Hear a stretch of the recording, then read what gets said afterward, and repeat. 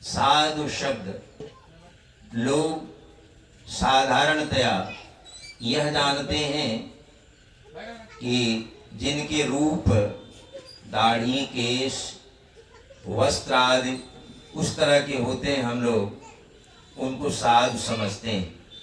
लेकिन हिंदी शब्दकोश में साधु का अर्थ होता है सज्जन। और सज्जन के बारे में हम लोग बराबर सत्संग में सुनते हैं कि जो झूठ, चोरी, नशा, हिंसा, व्यभिचार, इन पंच पापों को त्यागते हैं, वही सज्जन का धर्म है, वही साधुओं का धर्म है। वो जो कोई भी करे, चाहे वो अपने निवास में हो या ना हो, वो साधु कहलाने योग्य है। गुरु महाराज बराबर सत्संग में कहते थे कि गारहस्थ जीवन भी सत्संग के लिए उपयुक्त है। कोई ऐसा ना समझे कि हम साधु बनकर के ही, अर्थात निवास में आकर के ही सत्संग कर सकते हैं, ऐसी बात गुरु महाराज परश्रय नहीं देते थे। हाँ, उनको किसी ने पूछा कि तो फिर आप भी गारहस्थ जीवन में क्यों नहीं रहे, तो उत्तर दिए कि देखिए अब हमारी उम्र वैसी नहीं है, इसलिए मैं वैसा नहीं कर सकता हूँ। लेकिन हम भी, आप भी गारहस्थ जीवन में रह करके भी साधु से सीख कर उस गुण को अपने जीवन में उतारें, तो हम भी, आप भी साधु बन सकते हैं। हो जाए दरस संत अहो भाग्य मानिए, सत्संग लगन से टला दुर्भाग्य जानिए। ये ब्रह्मर्षि विष्णुकांत स्वामी जी के शब्द हैं। उनका कहना है कि सत्संग में लगन जब टल जाए, छूट जाए, तो हमें समझना चाहिए कि हमारा दुर्भाग्य है। और जब दर्शन साधु के हो जाए, कैसे साधु?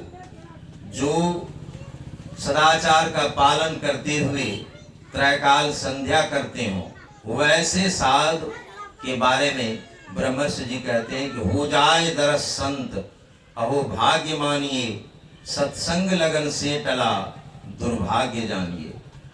ये साधु महात्मा की कृपा है, जिसकी वजह से हम लोगों को भी ज्ञान मिलता है।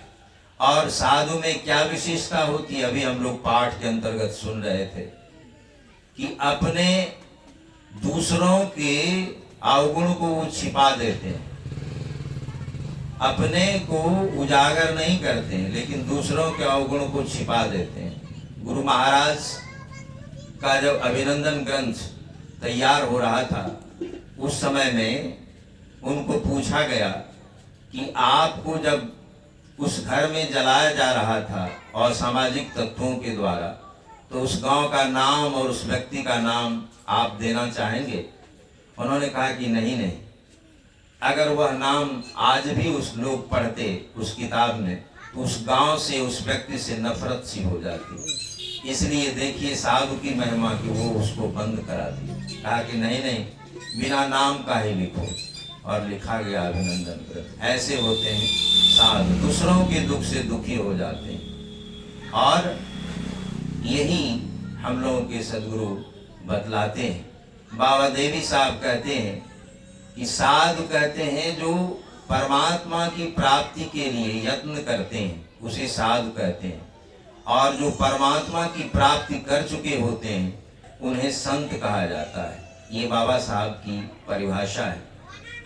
तो इसलिए हम लोगों को चाहिए कि हम लोग भी उसी तरह से अपने जीवन में सदाचार का पालन करें, त्रैकाल संध्या करें, तो हम लोगों में भी वे गुण आ सकते हैं।